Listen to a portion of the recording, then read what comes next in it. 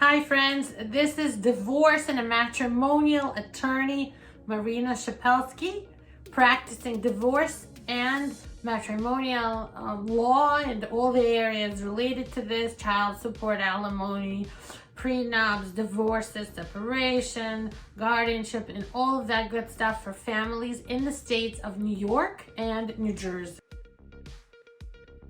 Today's video is about what not to do after that divorce. And I bring all of my experience since 2002 in divorce and matrimonial law and being a person who was married and divorced myself. So I'm telling you all of the things I learned personally in work, in my business, in my law practice, and in my personal life.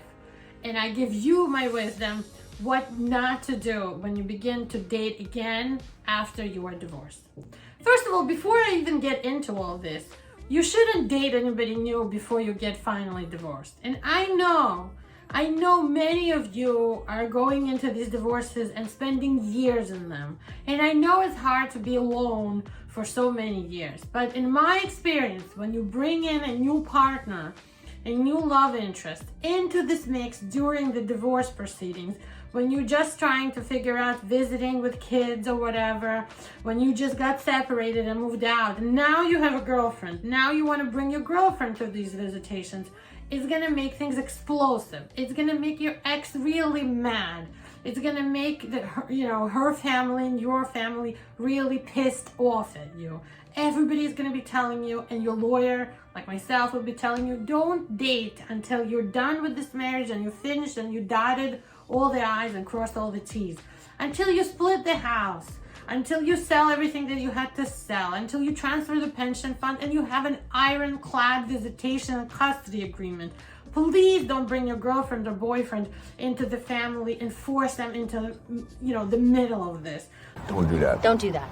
I have clients who are still talking and sleeping and having relations with their ex-spouses who try to jump into new relationships. Don't do it. It's not a good idea.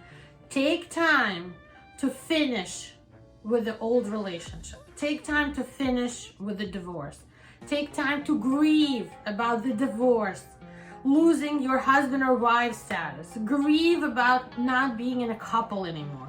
Grieve about the changes that are coming. Give yourself that time. I'm telling you, and I'm getting goosebumps because I'm talking to you the way I used to talk to myself when I just got divorced. Take time to grieve. Take time to move on. Don't bring a new person who hasn't done anything wrong to anybody yet into the mix, because it's just not a great idea. Look, give yourself a little time. Number 2, don't take the baggage of your divorce into your new relationship. Like if you still haven't figured out all the visitation and money issues and you're still fighting and still very much angry and fighting and, in a constant state of battle with your ex, don't bring that into a new relationship. Maybe you should deal with that first and only then move on. And even if it's been years since you're divorced and you're with someone new, don't get them involved in your fights with the ex. Don't get them to be in the middle. Keep that separate, okay? Because it's always a good idea to deal yourself with your divorce, with everything that's the fallout from the divorce, without dragging your new love interest into it. Number 3, do you for a while. And it sounds like banal and, simple. Learn a new craft, get a new hobby, take up yoga, take up racing, take up painting, learn a new language, travel, do interesting things, maybe start a new career or start a new business. By the way, the best way to get over a failed relationship is to jump headfirst into a new positive business venture, a good thing that you're gonna do and help other people. Do charity work. Get involved with something I love. It's called the Landmark Foundation. They help people to communicate better. They help people learn how to do projects in charity, how to become leaders in the community. Do that. Do you. Once you figure out who you are as a single person, as a divorced person, once you figure out how to make all those decisions for yourself, once you figure out what you love, once you start to love yourself, you will attract the right person who will want to date you and be with you and maybe get married again, but only then. Do you for a while. Take care of yourself. Learn to love yourself as you are, just the way you are. There's nothing wrong with you. Maybe you cheated in your past relationships. Maybe you cheated in your marriage. Maybe you did something else that was bad. You had other problems, but you're over them now. Forgive yourself. Take the time to get to know and love and forgive yourself. Don't be beating up yourself over and over again. That is not a good way to get into a new relationship. Even if you made mistakes, it doesn't mean you are a horrible person or you don't deserve to be happy. You need to go back, figure out why you did what you did, deal with it, maybe therapy or something. Understand why you did it, understand that you won't do this again. Forgive yourself and move on. Have closure with yourself. A lot of this you're gonna hear from me is like psychological mumbo jumbo, right? But it works. I'm telling you from my experience. I was single between my divorce and being in the next relationship where I moved in with somebody and brought my kids to a new environment for 8 years. 8 years I gave myself to get over my 10-year marriage. And I'm not saying that you should wait 8 years. I dated people during that time, but before you jump into something serious where you introduce families, you bring you bring children into the picture, you get everybody mixing with each other, learn who you are, forgive yourself, love yourself, and understand who you are. If you are the person who's a workaholic, maybe it's not a good idea to get together with somebody who doesn't get it, who wants you home at 6 p.m. every day, who wants you to cook meals for them. Maybe it's not the greatest idea if you are a homebody to be with a workaholic or with somebody who's got a great career going and is traveling all the time, making you feel pissed off and lonely and upset that you're always home while your investment banker husband is traveling places to conferences for mergers and acquisitions.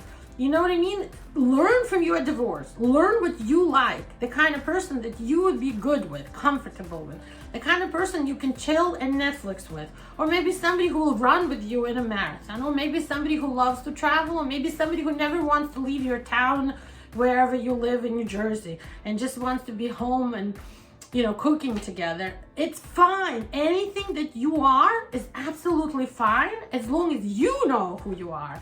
You understand who you are. You don't get swept away into the new relationship and jump into their interests and forget who you are again, because you probably did that in your first marriage and that's why it didn't work.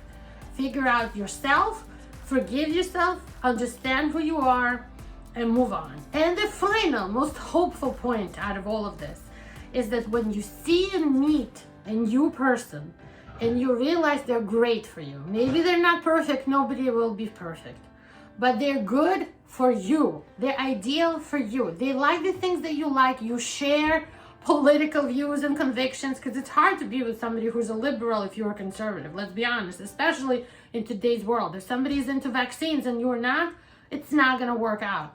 If you figure out this is the right person for you, do not be afraid to grab them. Grab them. Don't let them go. Because if you lose them, you will regret this for the rest of your life. Don't be afraid. That's my last point that I wanted to give you. Don't be afraid of failing. You have failed in the past, so what? We all have. People like Mark Zuckerberg and the Apple people, Steve Jobs and all of them, they have failed. They have, Trump has gone through bankruptcy after bankruptcy. Even in business, people fail. They dust off, they get up, and they move on, and they succeed. So do that. Don't be afraid. If you meet somebody amazing, grab them. Don't give up on them. Don't be afraid. Don't start thinking about all the things you did wrong and worrying that you'll do them again. Set new rules. Set rules in a new relationship from the very start. Live by those rules. Talk about everything. Have an open discussion about everything. Money being the first thing you should talk about. Money is what most people don't talk about, and it gets you in trouble. Give us a call if you have a divorce or post-nap situation or separation or custody battle or alimony and child support questions. We're here for you in New York and New Jersey. We are experts at uncontested, complex divorces. Of course, if you want to go the contested litigation route, we will support you and be your attorneys and make you make your situation much better. But we would love for you to call us if you're in a situation where you really want to get divorced and you and your spouse are on the same page on the idea of getting divorced. You both understand you no longer can be together, and you both wish to do the dignified right thing for you and your kids. We can help you do that kind of divorce, because this is what we're experts at, almost like a mediation type divorce. That's what we love. Those are the clients we work best with, people who have assets, who have children, who have pension plans and houses, and they know they have to do the right thing, follow the law. We will make sure that you're in the right way in your divorce. Shepelsky Law Group, see you soon.